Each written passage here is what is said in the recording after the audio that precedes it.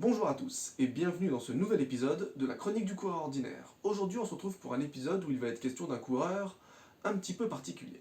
Je m'explique. Si vous êtes coureur et que je vous dis Eliud Kipchoge, que je vous dis Usain Bolt ou que je vous dis encore Kylian Jornet, je suis à peu près sûr que vous voyez de qui je parle. Ou alors je me fais un petit peu de soucis pour vous. Si vous ne voyez pas de qui il s'agit, c'est pas très grave, sachez simplement qu'il s'agit des stars de notre discipline, Usain Bolt en athlétisme, Eliud Kipchoge sur route, ou encore Kylian Jornet en trail et ultra trail. Pour faire un équivalent avec d'autres sports, ces mecs c'est vraiment l'équivalent de Cristiano Ronaldo pour le foot ou de Roger Federer pour le tennis. Mais bref, à la différence de ces sports-là justement, où ce sont les stars qui attirent les foules, la course à pied a cette particularité d'être en grande partie constituée de sportifs anonymes. Même si vous prenez le marathon de Londres ou le marathon de New York, qui compte plus de 40 000 participants, vous avez quoi 1% de coureurs stars ou élites et 99% de coureurs comme vous et moi. Alors, quand je dis comme vous et moi, il y a quand même des mecs qui courent en 2h30, c'est autre chose que moi. Je voulais en arriver où? Oui, dans cette vidéo, je vais mettre de côté justement ces stars de la course à pied et je vais me concentrer sur des coureurs ordinaires. Parce qu'il y en a qui ont des histoires incroyables et j'aimerais vous en faire profiter. On commence dès aujourd'hui, sans plus tarder, avec Francisco Contreras Padilla, alias Super Paco. C'est parti!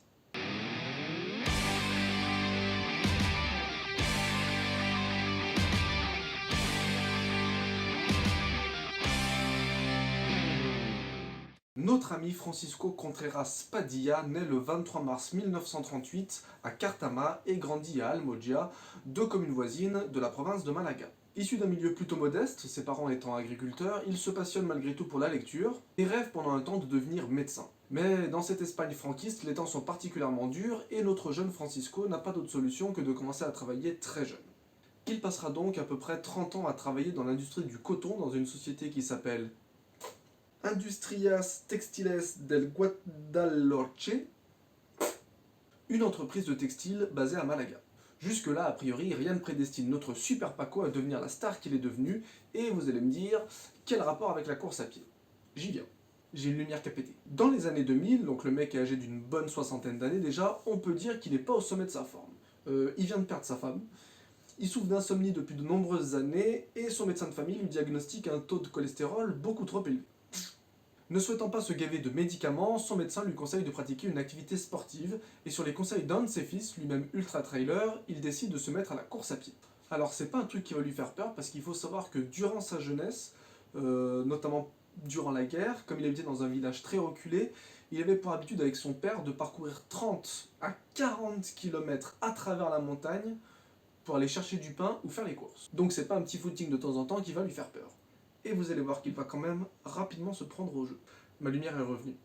C'est en 2005 qu'il accroche pour la première fois un dossard, et l'année suivante, en 2006, alors que le mec est âgé de 68 ans, qu'il prend le départ de la Ronda, une course de 101 km pour plus de 3000 mètres de dénivelé positif qu'il terminera tranquillement.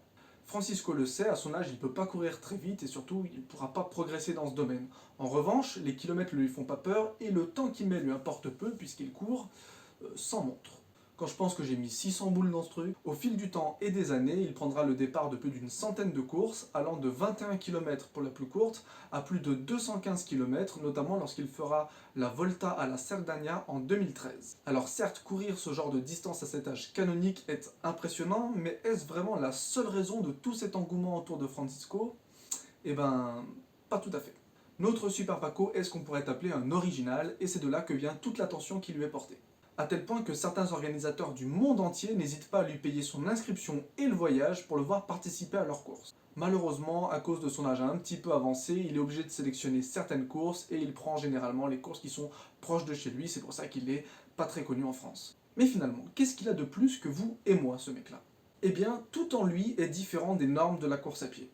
La fréquence de l'entraînement, le contenu des séances, la nutrition, l'hydratation, la préparation physique, tout en ultra trail est important et rien ne doit être laissé au hasard. Et ça, vous le savez aussi bien que moi. Eh ben, sachez que Francisco, tout ça, il en a rien à foutre. Pour commencer, son entraînement se compose d'une seule séance, donc le truc qu'il faut pas faire, où il part en montagne, de nuit, parcourir entre 40 et 50 km à l'allure qu'il veut, selon la forme et l'envie du moment. Ce qui lui prendra entre 7 et 20 heures. Et c'est tout. Alors, pas tout à fait. Il part marcher au moins 1 heure par jour et surtout il s'occupe de son jardin chaque jour que Dieu fait, ce qui lui permet de rester dans une forme étincelante. Passons à son équipement qui est, comment dire, détonnant. Il faut savoir que Francisco Contreras Padilla participe à toutes ses courses vêtu d'une chemise en coton, d'un pantalon de travail, de chaussures de randonnée, Décathlon, d'un chapeau de paille sur la tête et avec un bâton de bois dans chaque main pour soulager ses genoux qui grincent. Et la légende qu'il est devenu vient en grande partie de là, de son accoutrement. À tel point que de nombreux supporters sur le bord des routes se demandent ce que fait ce vieillard en tenue de paysan au milieu des vrais coureurs, tout de marketing vêtu. On a vu son entraînement, on a vu son équipement, maintenant passons à son alimentation, et là encore notre farfelu se différencie du reste du peloton. Déjà, à la maison, il mange pas de pâtes, parce que il en avait pas dans l'assiette quand il était petit, donc il n'a pas changé ses habitudes, il continue à manger presque exclusivement les fruits et légumes de son potager.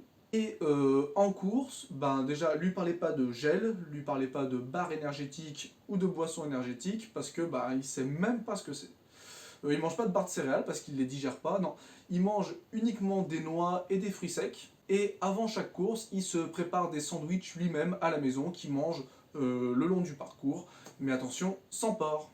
Bah ouais, le mec est musulman. Non, je déconne, rappelez-vous, le cholestérol. Quant à son hydratation, c'est encore une fois plutôt simple, il boit de l'eau.